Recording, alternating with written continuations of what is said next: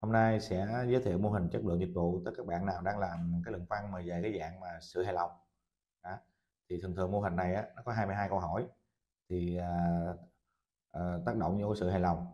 Thì những cái yếu tố này á, là tin cậy, đảm bảo, hữu hình, cảm thông và đáp ứng. Đây. Thì mô hình này rất là thông dụng trong việc áp dụng, giống như cái tên đề tài dạng như là cái yếu tố ảnh hưởng đến sự hài lòng khi mà mua hàng, hoặc là ảnh hưởng đến sự hài lòng khi mà đi học ở trường, hoặc là ảnh hưởng tới cái chất lượng dịch vụ, kiểm tra kiểm soát một vấn đề gì đấy. Đây.